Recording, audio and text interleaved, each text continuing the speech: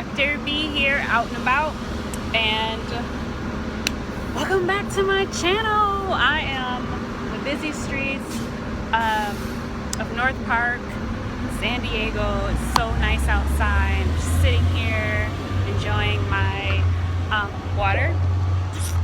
And I lost you guys. And I have a cookie and it's in my purse. So I'm just sitting here just enjoying just being outside. I'll do an outfit of the day in a minute. I guess I can kind of step back and kind of show you guys what I'm wearing. Let's see. It's a very, very long dress. Comes all the way down to the ground. So I don't know if you can really see. Step back. Can you see? Let's see a little bit. Okay. But anywho, so I am just loving life. Encourage you guys to just get out there and enjoy life. So today's topic is going to be how to succeed at being yourself, how to succeed at being original, and just being comfortable in your own skin. I'll be the first to tell you that it took me a long time to reach the point of being comfortable in my own skin. Like growing up, I mean, I was kind of awkward, I would say. I mean, I went to a school that was predominantly white, and you know, the very few black people that were at my school, I didn't fit in with them because to them I guess I was too white, and then for the white people I was too black. So I was often called Oreo by the black people at the school. And I don't know, it took me a while to really settle into myself and be comfortable in my own skin. I could just remember, you know, being bullied and being teased just because of my color or whatever. And so that had a major effect on me growing up. And back in the day, you know, my hair was not natural. Like, it was most certainly, I used to wear my hair straight, which there's nothing wrong with wearing your hair straight at all. Do what you want to do with your hair. But for me, it was kind of like a crutch. I mean, I used to always wear weaves, and again, there's nothing wrong with wearing weaves. You can change up your look if that's what you want to do. Hold on, I gotta fix my shoe strap. But anyway, you can change your look if that's what you want to do. But for me, at the time, it was more like I did it because I felt like I needed to fit in, and I wanted to be like everyone else, and I didn't have my own identity. So it wasn't until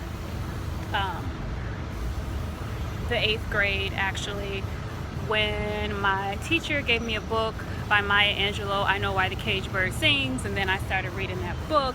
And then, I don't know, something about that book just made me kind of realize that it was okay just being who I was, and that was going on. I mean, the book helped me, but then other things helped me too, like spirituality helped me really step into myself. So years later, well, actually in 8th grade is when I started like wearing my braids, and I was proud, and I was just like, you know what, this is who I am, you know, this is me. So I started coming out of my shell. I started becoming more comfortable in my own skin. So for me, the first step of becoming comfortable in your own skin is just getting a better understanding of who you are. Like, once you get a clue on who you are, like your history and where you come from and your culture and just certain things that you can be proud of that make you unique.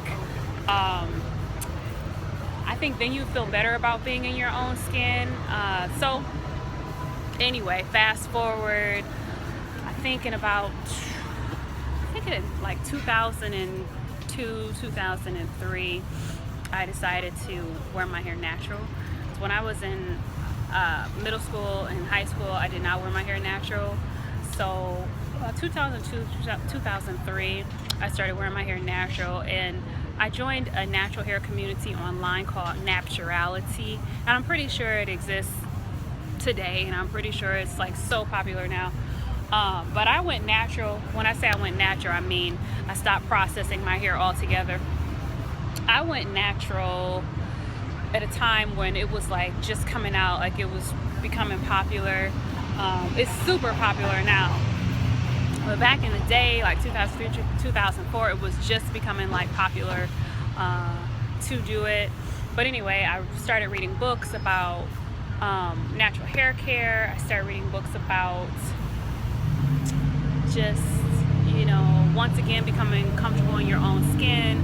I started to really approach like why I wasn't comfortable wearing my hair natural in the first place, and, you know, just what my issues were. And it took me back to my middle school days where I was teased and everything. So I knew that that was something that I had to overcome. All right.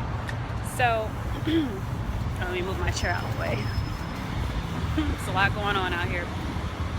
But anyway, so I knew that was something that I had to overcome.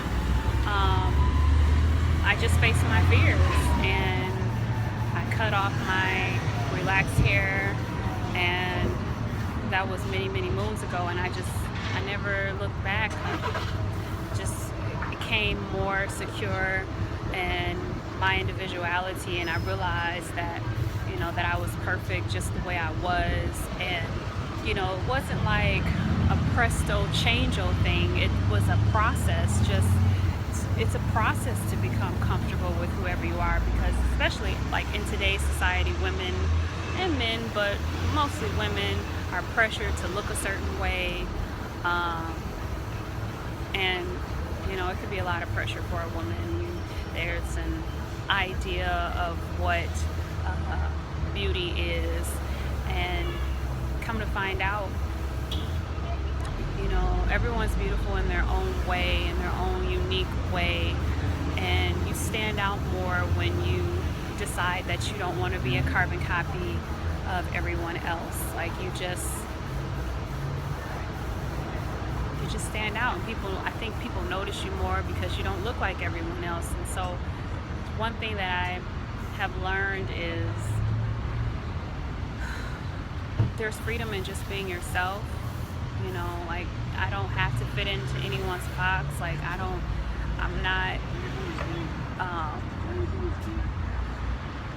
not interested in appealing to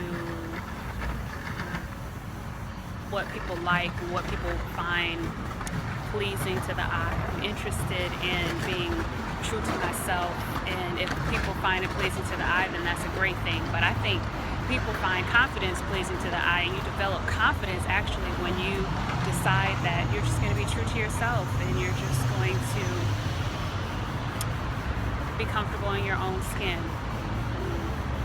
For me, you know, I kind of consider myself like, you know, sometimes I'm a borderline hippie as far as, you know, my dress choices. I like long dresses, but I can switch it up.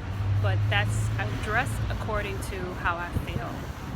And I want to say a few years ago, I had this epiphany to start dressing like a goddess and dressing in royal colors and you know, those things like that. So I started doing it. I mean, it was just a time in a season where I just felt like dressing royal, and actually that has carried to this very day where there are times where I really feel like it's important for me to like adorn myself and just, you know, step into my goddess energy. Okay, but anyway, if you have some fears about being yourself, the best way to do it is just to do it. Just become secure in who you are. Start researching your history and your background, your family background, and go beyond that. You know, and just get into yourself and start appreciating, you know, those small quirky things about yourself. They're not bad. Those are things that make you unique, and you shouldn't worry about fitting into anyone's box, because there's just one you, and you're more than enough. Anyway, I love you guys, and take care, and have a beautiful, positive day. All right? Bye.